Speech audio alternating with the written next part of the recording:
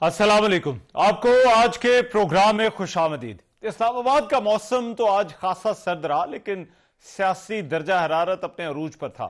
इस्लामाबाद में अपोजिशन इत्तेहाद तहरीक तहफ़्फ़ुज़ आईन पाकिस्तान की कौमी यकजहती कॉन्फ्रेंस के दूसरे रोज का एलामिया भी आज जारी किया गया, जिसमें कहा गया है कि मौजूदा पार्लियामान के वजूद की कोई इखलाकी, सियासी और कानूनी हैसियत नहीं, जबकि पीका समेत आइन की रूह से मुतसादिम तमाम तरामीम को खत्म करने का मुतालबा भी किया गया है। इसके साथ साथ उन्होंने कौमी डायलॉग और नए इंतखाबात का मुतालबा भी किया है। अपोजिशन ग्रैंड अलायंस ने हुकूमत पर कॉन्फ्रेंस रोकने का इल्जाम आयद करते हुए कहा कि आज हर सूरत कौमी कॉन्फ्रेंस जो है वो उसको रोकने की कोशिश की गई, लेकिन उन्होंने क्योंकि ऐलान कर रखा था, इंतजामिया की जानिब से इजाजत नहीं मिली। इसके बावजूद अपोजिशन जमातों के कुछ रहनुमा गेट फुलांग कर होटल में दाखिल हो गए और होटल का मरकजी दरवाजा अंदर से खोल दिया, जिसके बाद तमाम लोग होटल में दाखिल हो गए। चेयरमैन पाकिस्तान तहरीक इंसाफ बैरिस्टर गौहर ने कहा है कि अपोजिशन की कॉन्फ्रेंस कामयाब हो गई। साबिक सेनेटर मुस्तफा नवाज खोकर का कहना था कि पुलिस के दस्ते भेजें या दरवाजे बंद करें, हम हर सूरत अपना काम करेंगे। अपोजिशन लीडर उमर अयूब ने भी कहा कि अपोजिशन की कॉन्फ्रेंस को रोकना काबिल मुजम्मत है। सरबराह सुन्नी इत्तेहाद कौंसिल साहब हामिद रजा का यह कहना था कि अब इस्लामाबाद में बैठकर चंद अफराद गुफ्तगू भी नहीं कर सकते। आज इस कन्वेंशन को भी रोकने की कोशिश की गई। मुल्क इस वक्त तरक्की नहीं कर रहा, ये इंस्टॉल्ड फॉर्म 47 की रिजीम है। इनके पास अवाम का मैंडेट नहीं है। यहाँ पे सियासी कैदियों को जेल में डाला हुआ है। मेरा वजीर आजम इमरान खान साहब जेल में है। हुकूमतें आए और अपनी टाइम मुद्दत पूरी करे, बशर्ते के वो सही अवाम के मैंडेट के साथ आई हो, ना कि इस तरह की फॉर्म 47 की हुकूमतें हैं। आवाम बिक चुकी है, आवाम की आवाज़ उठ चुकी है। अब किसी लोगों को ये सेंस करना होगा कि आवाम की आवाज़ को कहीं सूरत दबाया नहीं जा सकता। कॉन्फ्रेंस पर भी हो गई है। अगर इतनी कामयाब कॉन्फ्रेंस होनी थी तो कामयाब दूसरे लोगों ने हमारा और एक कॉन्फ्रेंस कामयाब बना लिया। पुलिस की कंटिजेंट मौजूद है और वो सिर्फ इन अहकामात को यहाँ पर इम्प्लीमेंट करने आए थे कि अपोजिशन की जो कॉन्फ्रेंस है उसको किसी भी सूरत ना होने दिया जाए। बात जमहूरियत की करते हैं, लेकिन ऑपोजिशन की एक कॉन्फ्रेंस से भी डरते हैं। गुज़िश्ता रोज भी अपोजिशन रहनुमाओं ने इल्जाम लगाया था कि यह हुकूमत एक कॉन्फ्रेंस से घबरा रही है। कॉन्फ्रेंस के बाद होटल इंतजामिया ने उन्हें बताया कि धमकियां दी गई हैं।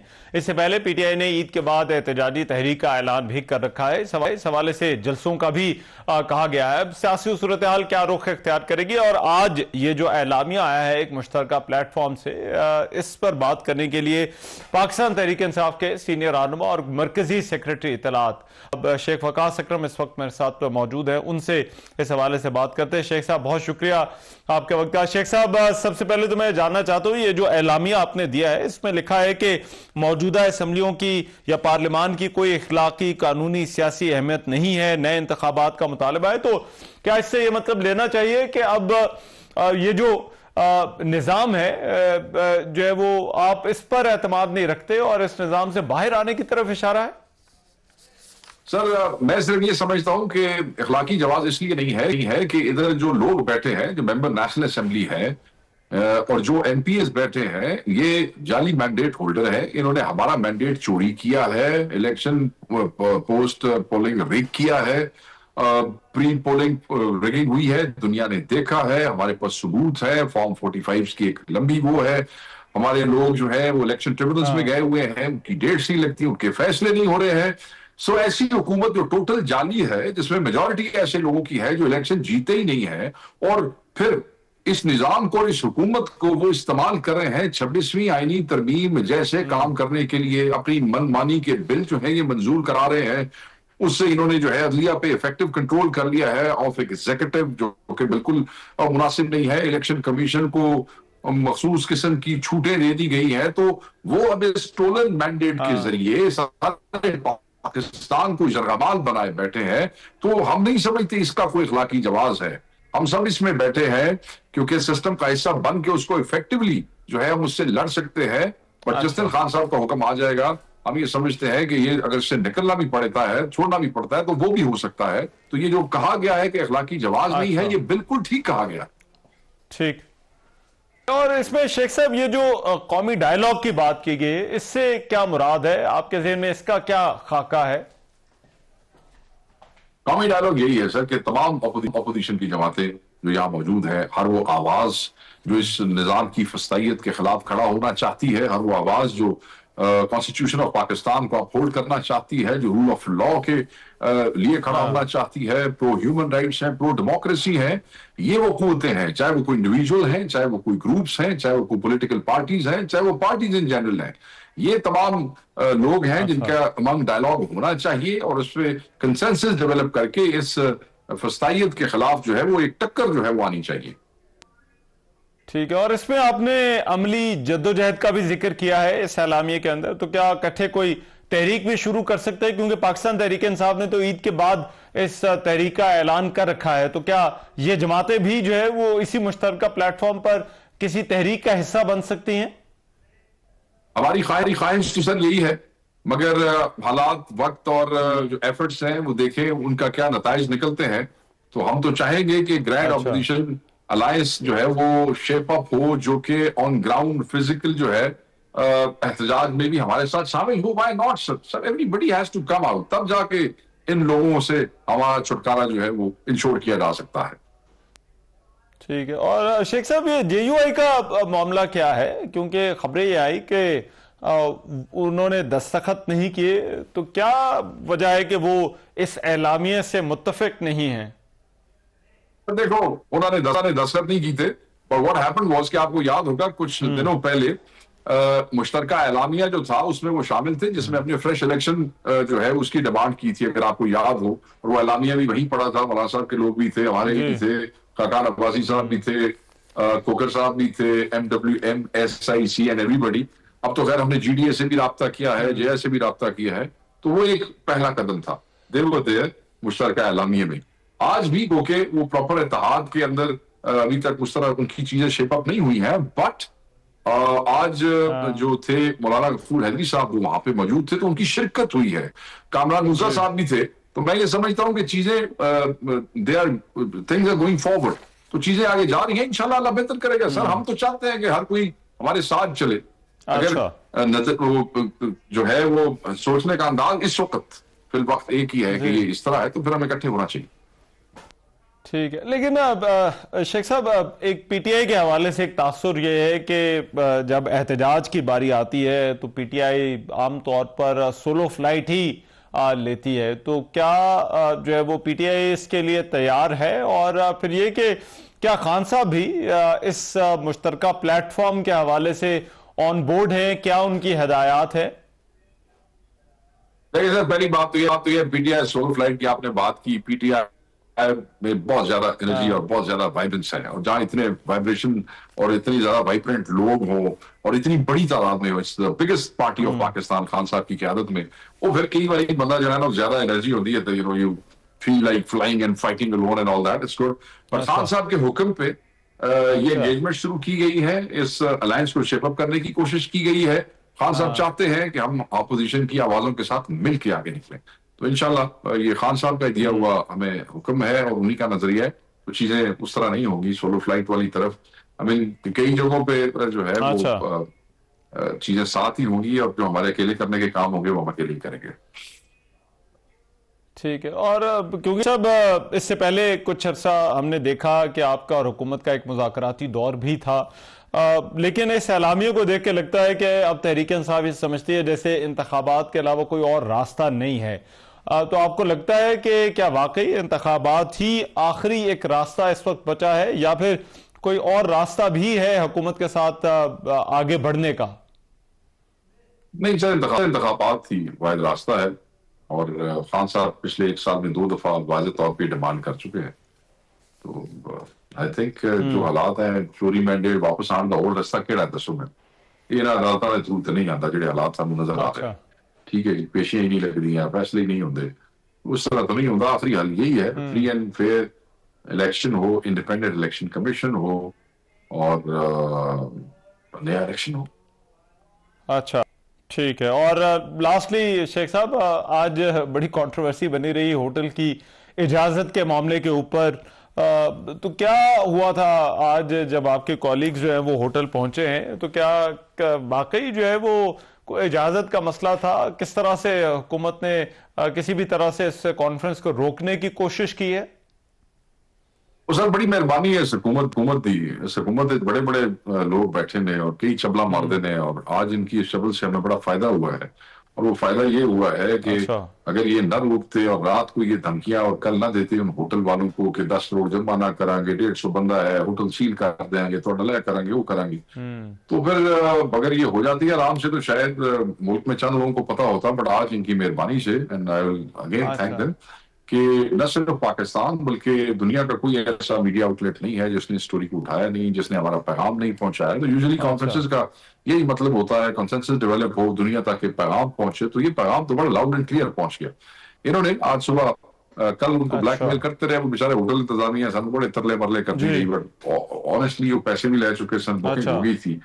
तो वी हैव डिसाइडेड कि भाई ये तो फिर ऐसे तो मुनासिब नहीं है कि एक दिन हो गया है और दूसरे दिन आप हमें इस तरह कर दें। आगे आपने हमें कहीं भी नहीं करने दिया, हम जहाँ गए वेन्यूज कैंसिल कराए, एक वेन्यू कैंसिल, दूसरा वेन्यू कैंसिल, तो कितने जाने रात में।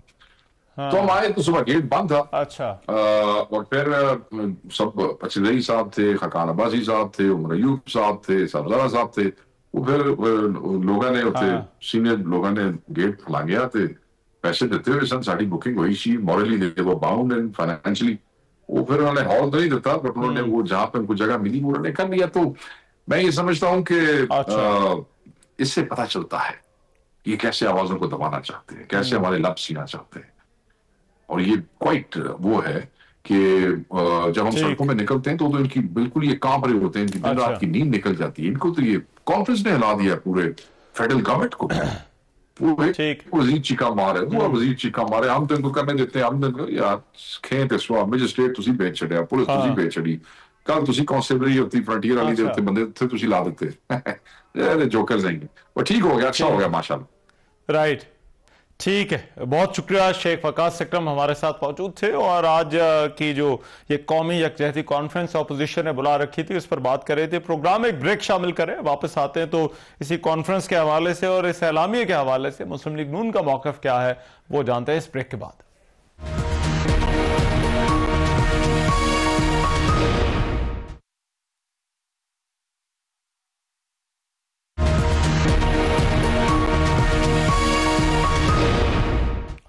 Welcome back. हुकूमत के खिलाफ अपोजिशन जमातें अब एक तरफ तो मुत्तहद होने जा रही हैं, एक मुश्तरका प्लेटफॉर्म बनाने के लिए कॉन्फ्रेंस हो रही है, लेकिन दूसरी जानिब नून लीग भी कुछ मुतहरिक नजर आ रही है। नून लीग के सदर नवाज शरीफ ने लाहौर में पार्टी रहनुमाओं से अहम मुलाकातें की हैं। मीडिया रिपोर्ट्स के मुताबिक ईद के बाद मुस्लिम लीग नून के ज़ेर एहतमाम मुख्तलिफ शहरों में मजीद जलसों पर मुशावरत की गई है। नवाज शरीफ ने पार्टी को फाल करने के लिए अवामी राब्ता मुहिम तेज करने की हिदायत भी की है और इसके साथ साथ आज 13 वफाकी वज़रा और 11 वज़राए ममलिकत ने भी हलफ उठाया है। वफाकी काबीना में 3 नए मशीरों को भी शामिल किया गया है। 16वीं कौमी असम्बली के पहले साल की कारकर्दगी रिपोर्ट भी जारी की गई, जिसके मुताबिक मौजूदा असम्बली के काम का दौरानिया और अयाम गुज़िश्ता असम्बली के मुकाबले में कम रहा है, जबकि पाकिस्तान में जमहूरियत की दर्जाबंदी 2024 के होने वाले आम इंतखाबात में पोलिंग के अमल के दौरान होने वाले पुरतशद्दुद वाक़यात और सियासी इंतशार की वजह से कम हो गई है। जमहूरियत की दर्जाबंदी 2023 में 3.25 थी, जो कि 2024 में कम होकर 2.84 आ गई है, जिसकी वजह मुल्क में इंतखाबी मसाइल और सियासी बहरान को जो है वो करार दिया गया है। फाफिन के मुताबिक आम इंतखाबात में वोटर टर्नआउट सबसे ज्यादा रहा, लेकिन इंतखाबात से पहले और बाद के हालात ने जमहूरी हकूक और आज़ादियों पर सवालात उठाए हैं। अब ये जो मुश्तरका एलामिया है इस हवाले से और फिर नून लीग की काउंटर हिकमत अमली इस एलामिया के हवाले से क्या होने जा रही है, इस पर बात करने के लिए मुस्लिम लीग नून के सीनियर रहनुमा खुर्रम दस्तगीर साहब इस वक्त मेरे साथ मौजूद है। उनसे इस हवाले से बात करते हैं। खुर्रम दस्तगीर साहब, बहुत शुक्रिया आपके वक्त का। खुर्रम दस्तगीर साहब, अपोजिशन अब ये एक प्लेटफॉर्म पर इकट्ठा हो रही है, आज हमने मुश्तरका एलामिया भी देखा, तो इनका इकट्ठा होना क्या आपके ख्याल में हुकूमत के लिए चैलेंजिंग साबित हो सकता है? जी, गवर्नमेंट का व्यू तो गालिबन वज़रा बेहतर बता सकते हैं, लेकिन मुस्लिम लीग नून एक सियासी जमात है और हम जहां भी सियासी जो राय है वो मुनज़्ज़म होगी हम उसे खुशामदीद कहेंगे। दूसरा ये है कि हुकूमत की नज़र से अगर हम देखें तो पीटीआई जैसी जमात का दूसरी सियासी और जमहूरी और अमन पसंद जमातों के साथ मिलना जो है वो हुकूमत के लिए एक कोई चैलेंज नहीं है, बल्कि हम उसको भी वेलकम करेंगे क्योंकि इसका मतलब ये है कि अगर पीटीआई दूसरी जमातों के साथ मिलती है, जिन जमातों का कोई रिकॉर्ड नहीं है कि वो डंडे लेकर टेलीविजन हेडक्वार्टर पर कब्जा करें, जिनका कोई रिकॉर्ड नहीं है कि वो रेडियो पाकिस्तान पेशावर को आग लगाएं, या जानवरों को आग लगाएं, या जना हाउस को आग लगाएं, या शहीदों की यादगारों की बेहुरमती करें, तो अगर एक मुतशद्दद जमात का पुरअमन सियासी धारे में शामिल होना जो है वो खुशाइंद है, और उसके बाद अगर अपना पुरअमन सियासी एहतजाज करते हैं तो ये बिल्कुल जमहूरियत का हिस्सा है।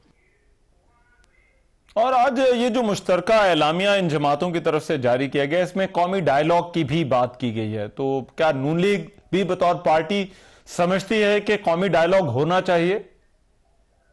जी, कौमी डायलॉग की तो हमेशा जरूरत है। इस वक्त जो सिचुएशन, दो मामलात में मैं अपनी जाती राय दे सकता हूं कि हमें बेहद जरूरत है। पहला तो एक चैलेंज खड़ा हो गया है, एक बार फिर खैबर पख्तूनख्वा में और बलूचिस्तान में दहशतगर्दी हो रही है, और रहमान साहब इस दफा वो दहशतगर्दी के ऊपर कोई मजहब का लबादा नहीं है, वो कोई जिहाद नहीं है, चूंकि अमेरिका अफगानिस्तान में मौजूद नहीं है, लिहाजा अमेरिका को बाहर फेंकने का एजेंडा भी नहीं है। तो इस दफा जो दहशतगर्दी है वो पाकिस्तान में एक पूरा चैलेंज है पाकिस्तान की आईनी हुकूमत को, और इससे निपटने के लिए पाकिस्तान की सियासी जमातों को बैठना चाहिए। और खैबर पख्तूनख्वा जहां पीटीआई की अब 12 साल से हुकूमत है, उनको गाइड करना चाहिए कि उन्होंने अपनी नजर में पिछले 12 साल में क्या देखा है, और वो दूसरी जमातों से बात करें कि हम इससे कैसे निपट सकते हैं बेहतर तरीके से। दूसरा इशू ये है कि पाकिस्तान की जो मईशत है उसमें अब हम एक समझें दो राहे पर खड़े हैं कि अगर जो बिजनेस एज यूजुअल जो मामूल का काम था वो गालिबन अब अपनी मंतकी हद तक पहुंच चुका है, और अगर हमने वाकई अपनी मईशत में ग्रोथ लेकर आनी है, नमू लेकर आनी है, तो वो जिसे हम कहते हैं बड़े और मुश्किल फैसले, वो सबको पहले डिस्कस करके जो है उस पर आगे बढ़ना चाहिए। उसमें जो बहुत बड़ा मुस्लिम लीग नून का एजेंडा है वो डीरेगुलेशन का है, लिबरलाइजेशन का है, मईशत को आजाद करने का है, और प्राइवेटाइजेशन का है। तो हम इस पर इन दोनों इश्यूज में दहशतगर्दी और मईशत की जो मुस्तकबिल की समत है उस पर बात करने के लिए हर वक्त तैयार है। राइट, लेकिन मेरा ख्याल है खुर्रम दस्तगीर साहब, सबसे मुतनाज़ मामला जो है वो इंतखाबात का है। आज इस एलामिया में एक मरतबा फिर से उन्होंने कौमी असम्बली की जो आइनी और इखलाकी हैसियत है उसको भी मुस्तरद किया, और नए इंतखाबात का मुतालबा भी किया। आपके ख्याल में ये इंतखाबात वाला जो मामला है, क्या इसका कोई हल है? किसी तरह से आगे बढ़ा जा सकता है इस मामले के ऊपर? जी, इस मामले में मैं ज्यादा पुरुमीद नहीं हूं। इस मामले का कोई हल नहीं है। ये एक शिकायतों की धुंध है, इल्जामात का मेला है जो लगा रहेगा ताकि उनकी सियासी दुकान जो है वो चमकती रहे।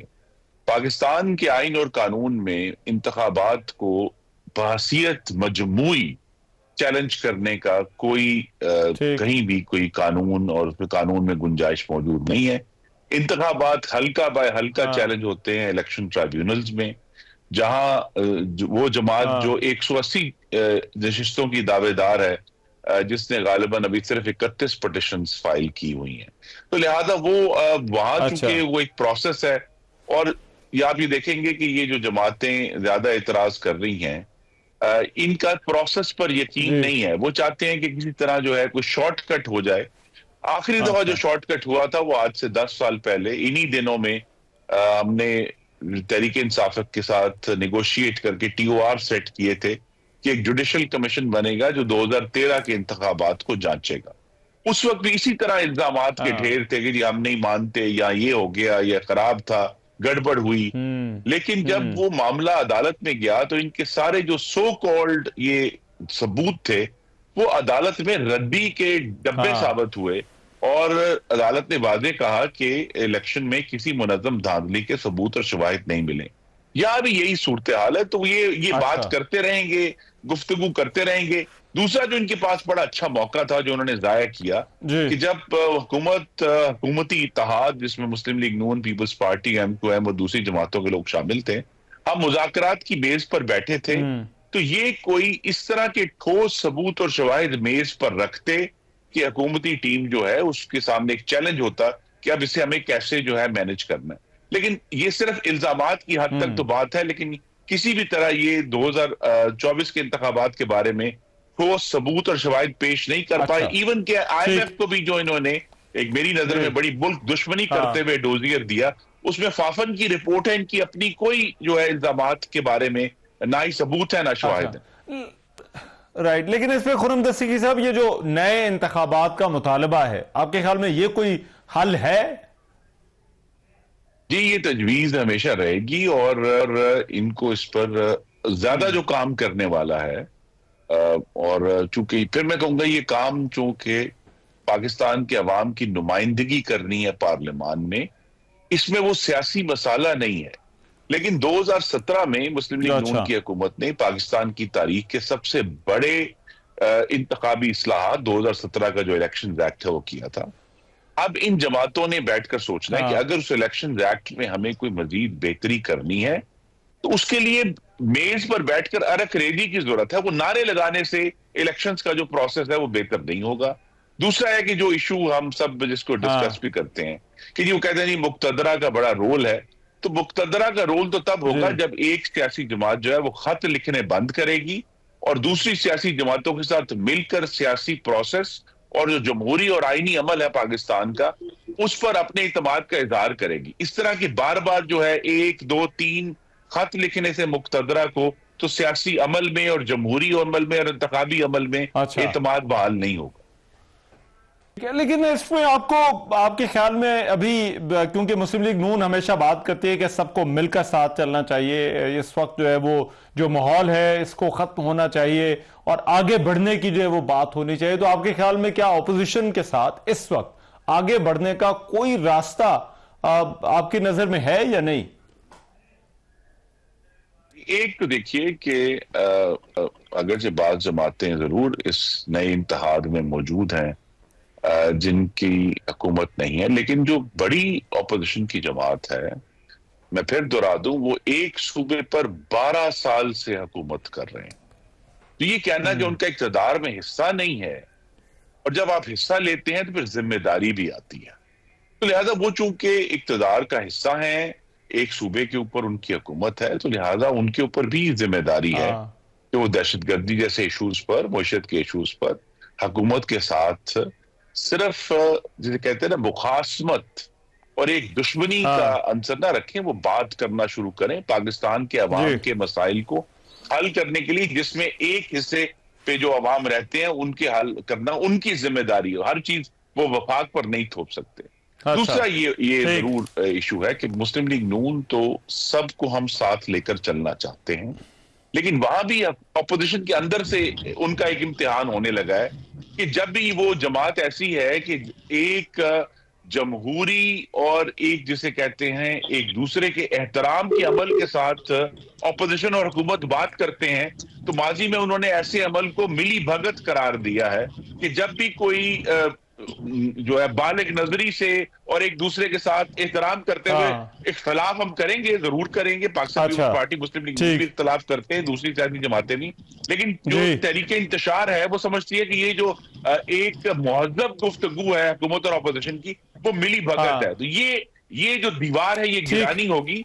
अपोजिशन और हुकूमत जो है वो एक दूसरे से सख्त तरीन इख्तलाफ कर सकते हैं, लेकिन वो एक दूसरे के साथ बैठ भी सकते हैं, बात भी कर सकते हैं और एक दूसरे का एहतराम करते हुए पाकिस्तान के मामलात को हल करते हुए मुल्क को आगे भी ले जाते हैं। ठीक है, राइट, बहुत शुक्रिया खुर्रम दस्तगीर साहब हमारे साथ मौजूद थे। प्रोग्राम में भी एक ब्रेक शामिल करें, वापस आते हैं इस ब्रेक के बाद।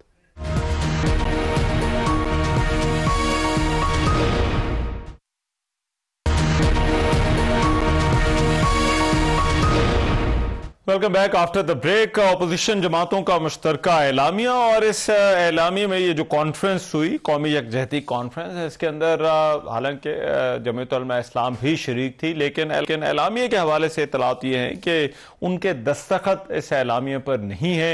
ये क्या मामला है? तर्जुमान JUI फजल रहमान असलम गौरी साहब इस वक्त मेरे साथ मौजूद हैं। उनसे ये जो कौमी यकजहती कॉन्फ्रेंस हुई है और इसका एलामिया हुआ है, इस हवाले से बात करते हैं। असलम गौरी साहब, बहुत शुक्रिया आपके वक्त का। असलम गौहर साहब, सबसे पहले तो बताइएगा, हमने तो मौलाना गफूर हैदरी को भी वहां पर देखा और ऐसा लग रहा है कि जमीयत की बड़ी भरपूर शिरकत थी, लेकिन ये क्या वजह है कि एलामिये पर जमीयत उलमा इस्लाम फजलुर रहमान के दस्तखत नहीं है?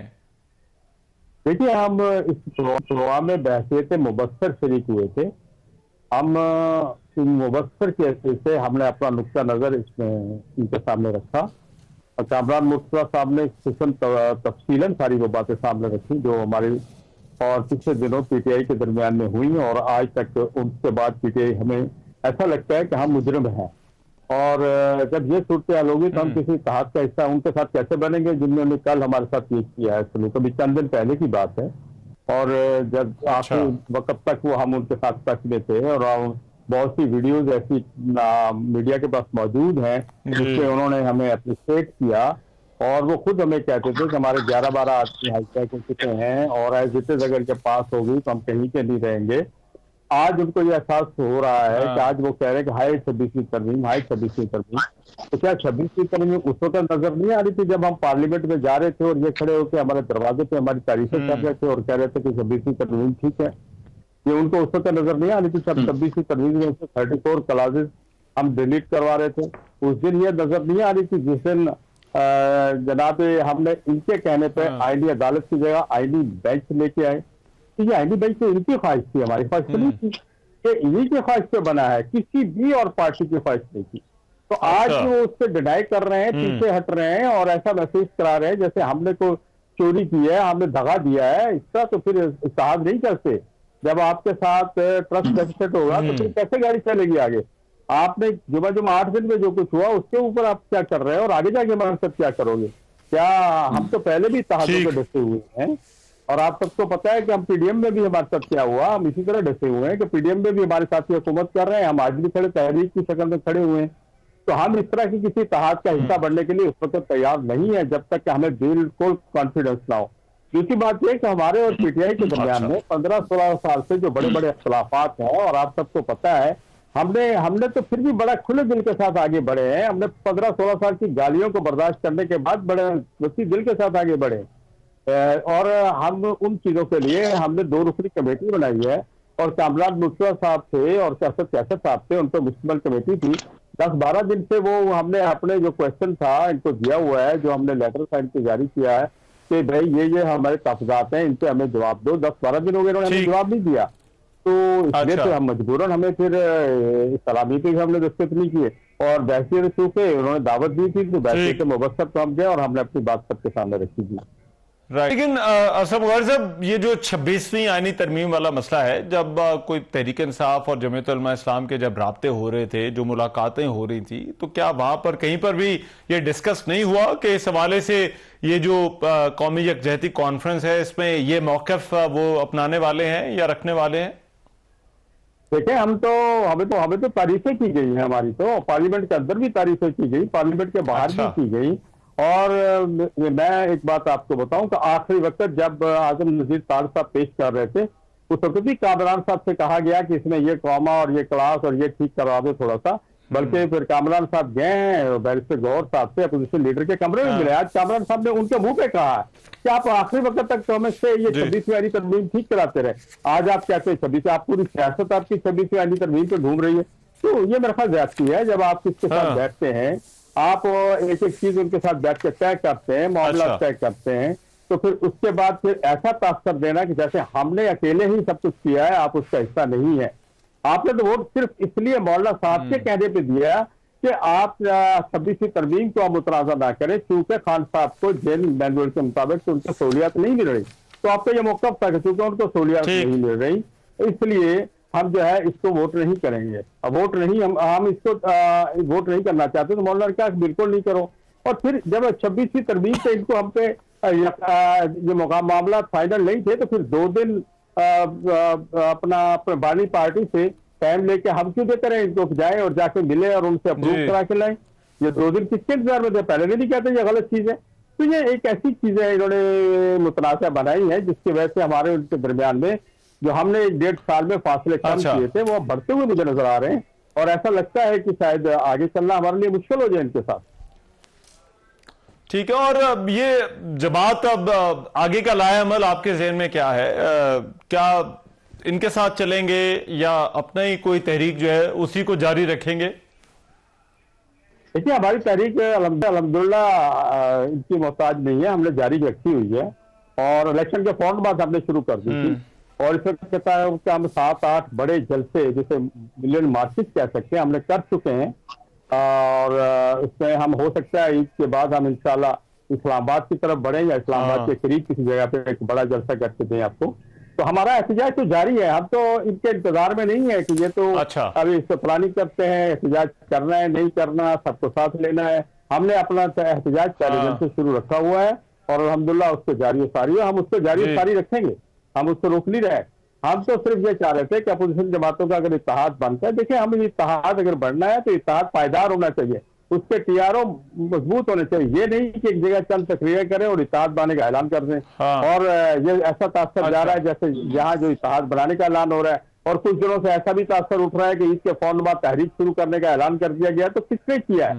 तो बानी एक पीटीआई ने अगर किया है कि जेल से हुक्म आया तो हम तो उनके हुक्म के पाबंद नहीं है, फिर ये खुद करें। जब इत्तेहाद ही नहीं बना, कुछ हुआ भी नहीं, तहरीक चलाने के ऐलानात भी हो रहे हैं और सारा कुछ हो रहा है, मेरी समझ से बाहर है सारी। ठीक है, लेकिन अभी आपको कोई रास्ता ऐसा नजर आता है कि जमीयत और ये जो बाकी जमातें हैं जो इस प्लेटफॉर्म पर इकट्ठी हुई हैं, वो कोई साथ चल सके?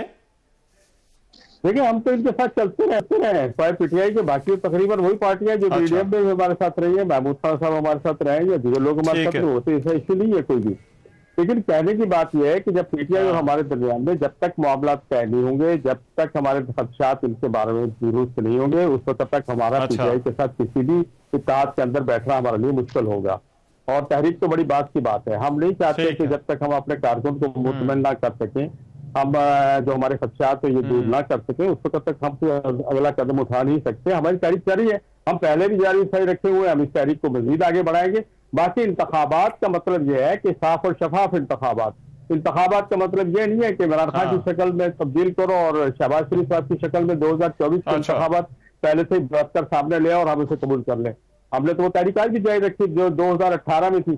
पीटीआई तो आज कह रही है इंतखाबात जाली हुए हैं या इंतखाबात 47 के। हमने तो 2018 में कहा था कि उस वक्त भी हुकूमत सिलेक्टेड थी, हम उस वक्त भी इंतखाबात के जाली होने, इंतखाबात के साफ और शफाफ होने की तहरीक 2018 में जो मैंने शुरू की थी, जो मेरी पार्टी ने शुरू की थी, वो आज तक जारी और सारी है। 2024 में भी हम उसी स्टेज पे हैं, आज 2025 में भी हम उसी स्टेज पे खड़े हुए हैं।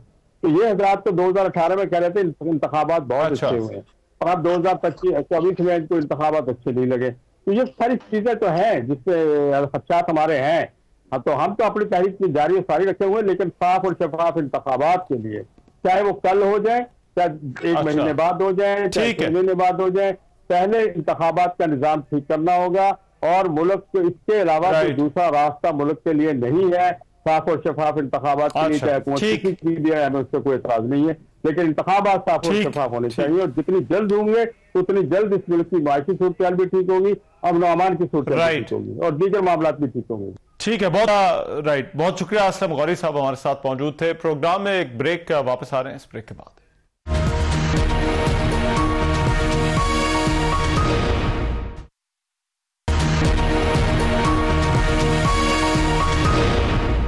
Welcome back. Operation Swift retort को 6 साल मुकम्मल हो गए। पाक फजाइया ने 27 फरवरी 2019 को भारतीय दरअंदाजी का दिफा किया था। 26 फरवरी को भारतीय फजाइया ने एक जाली सर्जिकल स्ट्राइक का ड्रामा रचाया। भारत ने सर्जिकल स्ट्राइक के नाम पर रात में पाकिस्तानी फजाई हदूद की खिलाफ वर्जी करने की कोशिश की। पाक फजाइया ने सरहदी हदूद की इस खिलाफ वर्जी को नाकाम बनाते हुए भारत के 2 लड़ाका तैयारों को गिराकर एक भारतीय पायलट अभिनंदन को गिरफ्तार किया था और इस कामयाबी को ऑपरेशन स्विफ्ट रिटार्ट का नाम दिया गया था। फरवरी 2019 में मकबूजा कश्मीर के शहर पुलवामा में भारतीय सेंट्रल रिजर्व पुलिस फोर्स की बस पर एक हमले में 44 भारतीय एहलकार हलाक हो गए थे, जिसका इल्जाम भारत ने हमेशा की तरह पाकिस्तान पर आयद किया था, लेकिन पाकिस्तान की जानिब से इसकी तरदीद की गई थी। इस वाक़े के बाद दोनों ममालिक के दरमियान कशीदगी में इजाफा हुआ। इसी दौरान 26 फरवरी 2019 को भारतीय तैयारों ने आज़ाद कश्मीर के इलाके बालाकोट में दरअंदाजी की कोशिश की, जिसे नाकाम बनाया गया, लेकिन भारतीय फोर्सेज की तरफ से दावा किया गया कि उन्होंने जैश ए मोहम्मद के एक कैंप को निशाना बनाया है। इसके अगले ही रोज यानी 27 फरवरी को भारतीय तैयारों ने एक मरतबा फिर पाकिस्तान की हदूद में दाखिल होने की कोशिश की, जिसके जवाब में पाक फजाइया ने इन 2 भारतीय तैयारों को मार गिराया था और पाकिस्तानी हदूद में गिरने वाले एक तैयारे में से भारतीय पायलट अभिनंदन को गिरफ्तार भी किया गया था। अभिनंदन की गिरफ्तारी के बाद उसे पाकिस्तान की अफवाज की जानिब से मेहमान के तौर पर रखने और चाय पिलाने की वीडियोज और तस्वीर भी वायरल हुई थी। ताहम गिरफ्तारी के चंद रोज बाद ही पाकिस्तान ने जज्बा खैर सगाली के तौर पर भारतीय पायलट को रिहा करके वापस भारत के हवाले कर दिया था। भारतीय वजीर आजम नरेंद्र मोदी ने तैयारों के बादलों में छुपकर कार्रवाई करने का मज़ाक़खेज़ बयान भी दिया था। हकीकत के एतराफ के बजाय भारत ने पाकिस्तानी F-16 तैयारा मार गिराने का दावा किया था। इस भारतीय दावे को अमरीकी हुकाम, दिफाई तज्जियाकारों और गैर जानिबदार भारतीय सहाफियों ने भी मुस्तरद कर दिया था। अमरीकी सहाफी क्रिस्टन फेयर ने वाज़ेह तौर पर कहा था कि वह 100% कह सकती हैं कि कोई F-16 तैयारा तबाह नहीं हुआ। न्यूयॉर्क टाइम्स ने भी कहा था कि जंगी जुनून में मुब्तला भारतीय फजाइया के एक पायलट ने जल्दबाजी में एक और जगह अपना ही हेलीकॉप्टर गिरा दिया था उस दिन। यही नहीं बल्कि भारत के अपने दिफाई माहिरीन ने भी भारतीय फजाइया का झूठा और मनगढ़ंत दावा मुस्तरद किया था। पाकिस्तान कई बार भारतीय फॉल्स फ्लैग ऑपरेशन के मंसूबों को बेनकाब भी कर चुका है, जबकि भारत के अंदर से भी इन पर सवालात उठाए जा चुके हैं। 16 जनवरी 2021 को दीवार की रिपोर्ट में अर्नाब गोस्वामी की लीक व्हाट्सएप चैट के मुताबिक पुलवामा हमला मोदी सरकार का सियासी फायदा हासिल करने का एक ड्रामा था। जनवरी 2022 में कांग्रेस रहनुमा उदित राज ने इंकशाफ किया था कि पुलवामा हमले की मंसूबाबंदी मोदी सरकार ने खुद की थी। 14 फरवरी 2023 को भी पाकिस्तानी एजेंसीज ने भारत का पुलवामा तर्ज का हमला करने का मंसूबा बेनकाब किया था। अब ये जो ऑपरेशन था, इसको 6 साल मुकम्मल होने पर आज ISPR का यह कहना था कि 27 फरवरी 2019 का ऑपरेशन भारत की बिला जवाज जारहियत का एक मुनज़्ज़म और नपातुला रद्द-ए-अमल था। तर्जुमान के मुताबिक अस्करी क़यादत ने यह कहा है कि ऑपरेशन स्विफ्ट रिटॉर्ट के जरिए कौमी खुदमुख्तारी और इलाक़ाई सालमियत के तहफ़्फ़ुज़ के लिए गैर मुतज़लज़िल अज़्म का इआदा किया गया है। वज़ीर आज़म शहबाज शरीफ ने भी इस मौके पर अफ़वाज पाकिस्तान की जुर्रत और बहादुरी और पेशावराना सलाहियतों और कुर्बानी के जज्बे को खिराज तहसीन पेश किया है। बहरहाल इस दिन जो जवाब दिया गया था और जो चाय पिलाई गई थी, ऐसा लगता है कि भारत को ये मुद्दतों याद रहेगी। आज के प्रोग्राम से इतना ही। मेज़बान को इजाज़त दीजिए। अल्लाह ने के बाद।